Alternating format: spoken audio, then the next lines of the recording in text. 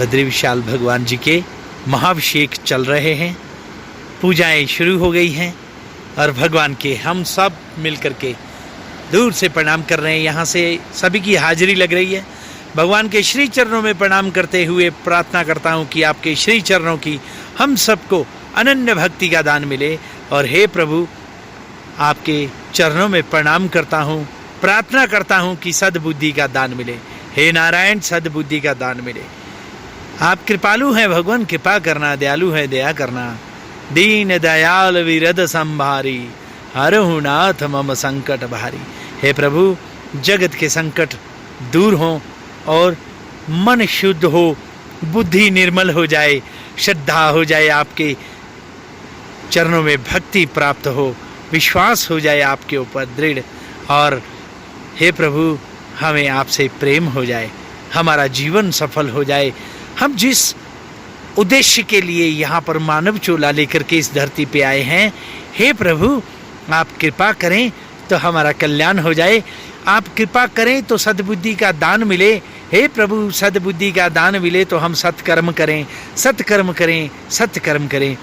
परोपकार की भावना हृदय में धारण रखें, सबका मंगल हो ऐसी कामना करते हैं। सर्वे भवन्तु सुखिना की कामना करते हैं। हे प्रभु, दीन बंधु रघुराया, कही अपराध विसारे उदाया। हे प्रभु, कौन सा ऐसा अपराध हो जाता है जिसकी वजह से हम आपको याद नहीं कर पाते। हे प्रभु दीना बंधु, ऐसी निर्मल बुद्धि दें जिससे हम अपना मन आपके श्री चरणों में लगाए रखें। हरिओम, ओम नमो नारायण। भगवान से प्रार्थना करते हैं कि हे प्रभु, अपने चरणों की अनन्य भक्ति का दान दें। जैसे सत्संग के माध्यम से हम लोग जुड़े रहते हैं, जैसे श्रीमद् भगवद गीता, रामचरितमानस, विष्णु सहस्त्र नाम का पाठ और आदि आदि जो भी वेद मंत्र हैं, बड़े शास्त्रों में जिनका वर्णन है भगवान के प्रति, उन मंत्रों का आश्रय लिया जाए। और हमेशा मैं कहता रहता हूँ, जैसे महापुरुषों से जो सुना है, सेवा सुमिरन, सेवा सुमिरन, सेवा सुमिरन। जितना हो सके जगत में रह करके परोपकार की भावना हृदय में हो, सेवा का हमें ऐसा मौका मिले, ऐसी कृपा हो जाए कि हम जगत में कोई ना कोई, किसी ना किसी के काम आ सकें, ऐसी सेवा मिल जाए। और भगवान का सुमिरन करते जाएं, जाप करते जाएं। ध्यान रखिएगा, सीधा सच्चा सरल मार्ग, सेवा सुमिरन। बहुत ज़्यादा कोई इधर से कान पकड़ रहा है, कोई उधर से नाक पकड़ रहा है, कोई ऐसे कर रहा है, कोई उल्टा लटक रहा है, कोई सीधा बैठ रहा है, कोई लेट के। अरे बाबा, खाना खाना है बस, जैसे मर्जी खा लो, प्यार से जैसा तुम्हारा मन करे बस। कुल मिलाकर के भूख जिसको कहते हैं, उसकी निवृत्ति होनी चाहिए, क्षुधा की निवृत्ति होनी चाहिए। हमारी भूख शांत होनी चाहिए, चाहे वो कैसे भी खाना खाएं। हम बैठ के खाएं, लेट के खाएं, कुर्सी पे बैठ के खाएं, थाली पकड़ करके घूमते घूमते बातें करते हुए लोग खाना खाते हैं। जैसे मर्जी खाओ, कोई अहमियत नहीं है उसकी। अहमियत है सिर्फ कि भूख जो हमारी शांत होनी चाहिए, बस इसका ध्यान रखना बहुत ज़रूरी है। यही है मेडिटेशन, यही है ध्यान। और अगर हम सीधा सच्चा मार्ग पकड़ लें और इधर उधर उल्टे सीधे जब नाक और कान पकड़ते हैं, कोई लटकता है, कोई इधर करता है, कोई नाक से श्वास छोड़ रहा है, कोई ऐसे कर रहा है, वैसे हर प्रकार से ठीक है, सारा कुछ ठीक है। कुल मिला के भूख शांत होनी चाहिए। अब इन चीज़ों की करने की क्या ज़रूरत है, वो आप लोग देखें, वो आपको समझ आनी चाहिए कि क्या इन चीज़ों की आवश्यकता है, क्या ये ज़रूरत है। अगर हाँ तो ठीक है, करो, कोई यहाँ पर प्रतिबंध नहीं होता है। नहीं, शास्त्रों में ऐसा कुछ नहीं। लेकिन हाँ, शास्त्रों में जो जो बातें वर्णन की गई हैं, जरा उस पर भी एक दृष्टि डाल दें तो ज़्यादा अच्छा रहेगा।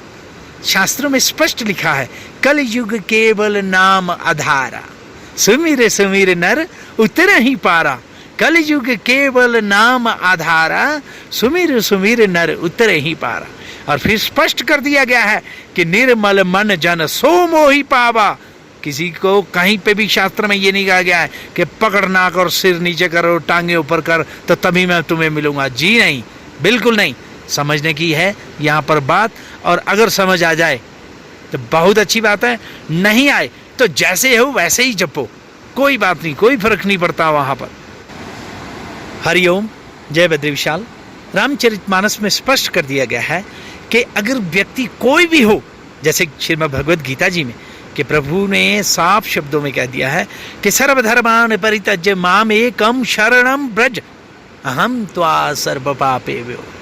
सर्व पापेभ्यो, क्या बात है, इसके सारे दुख दरिद्र पाप तेरे नष्ट हो जाएंगे। हम त्वाम सर्व पापेभ्यो मोक्ष इच्छामि मा शुचः। बिल्कुल तू चिंता ना कर हे अर्जुन, बस तू कर्तव्य कर्म का पालन कर। क्यों? जो तेरा कर्तव्य बनता है, जो तेरा स्वाभाविक कर्तव्य बनता है। तो शास्त्र तो स्पष्ट कर रहे हैं कि कल युग केवल नाम आधारा, सुमिर सुमिर नर उतर ही पारा, और निर्मल मन जन सो मोहि पावा, मोहि कपट छल छिद्र न भावा। परमात्मा ने स्पष्ट कर दिया गया है, ज्यादा बवाल की तो जरूरत ही नहीं है। मन, निर्मल मन जन सो मोहि पावा। तो परमात्मा को छल कपट प्रिय नहीं है। तो ये इतनी सी बातें भी अगर हमारे अपने निजी कल्याण के लिए हम नहीं कर पाएंगे तो नाक पकड़ के क्या ले लोगे? हैं? जितने मर्जी प्राणायाम कर लें, जितने मर्जी योग साधन कर लें, फिर कुछ नहीं होने वाला अगर मन हमारा शुद्ध नहीं हुआ। और निर्मल मन जन सो मोहि पावा, मोहि कपट छल छिद्र न भावा। ये अगर जो है छल छिद्र हमारे अंदर हैं और कपट है, और यहाँ बड़े बड़ी योग और साधनाएं अगर हो रही हैं, तो याद रखिएगा ये तो फिर भी ये तो मिथ्या ही हो गया। ये तो बहुत बड़ा धोखा हो गया अपने साथ। किसी को कहाँ धोखा दे सकता है कोई? यह तो स्पष्ट कर दिया गया है कि नैनम शदंति शस्त्राणी नैनम दहिति पावका। इस आत्मा को परम पिता परमेश्वर का जो स्वरूप है, इसे तो कोई गिला नहीं कर सकता जल, कोई शस्त्र काट नहीं सकता, कोई अग्नि जला नहीं सकती, कोई हवा तक नहीं, इसको बाजू नहीं सुखा सकती। तो फिर छल कपट कैसा? ये समझ लीजिएगा कि इस तरह से हम अपने साथ छलावा कर रहे हैं। तो ये चीजें तो समझने वाली हैं। इसलिए सीधा सच्चा सरल क्या, निर्मल मन जन सो मोहि पावा, मोहि कपट छल छिद्र न भावा। और बड़े भाग्य मानुष्य तन पावा, सुर दुर्लभ सद ग्रंथ गावा। ये देवताओं को भी दुर्लभ है ये शरीर, और सद ग्रंथ गा रहे हैं बारंबार। और फिर साधन धाम मोक्ष कर द्वारा, पाई न यही परलोक संवारा। ये साधन धाम है, मोक्ष का द्वार है, ये मनुष्य का चोला बारंबार नहीं मिलेगा। इसीलिए कोशिश करनी चाहिए जितना ज्यादा हो सके। इसलिए शास्त्रों में वर्णन कर दिया गया है कि बारी मथे घृत होय धिकता ते वरुतेल, बिनु हरि भजन न भव तरही, यह सिद्धांत अपेल। कि अगर बालू को मथने से, ऐसा कहते हैं कि बालू को मथने से अगर घी निकल सकता है, हो सकता है कि निकल जाए, असिकता ते वरुतेल, और हो सकता है कि पानी को मथने से शायद ऐसा हो सकता है कि तेल निकल जाए मथने से। तो हो सकता है, ये उन्होंने कहा कि हो सकता है कि हो जाए। लेकिन याद रखिएगा यहाँ स्पष्ट कर दिया गया है कि बिनु हरि भजन न भावता रही, यह सिद्धांत अपेल। भगवान के भजन के बिना भवसागर पार नहीं हुआ जा सकता। ये बात तो स्पष्ट कर दी गई है। तो अब समझ में ये आना चाहिए कि ज्यादा चक्रों में ना पड़ करके सीधा सच्चा सरल मार्ग प्रभु को मान लिया जाए बस। अब मानते हुए अपने पूरे इस जगत में रह के कर्तव्य का पालन करें, और निस्वार्थ कर्म का हम अब कोशिश करेंगे, अभ्यास रखें अपने जीवन में कि निस्वार्थ कर्म करते हुए, और कोशिश करें कि इस जगत को कोशिश करें कि अपना ईमानदारी से समय दे के कर्म करते हुए इस लोक को भी संवार लें और परलोक को भी। बोलो बद्री विशाल भगवान की जय। बस आज इतना ही। राम राम, जय बद्री विशाल, हरिओम, राम राम।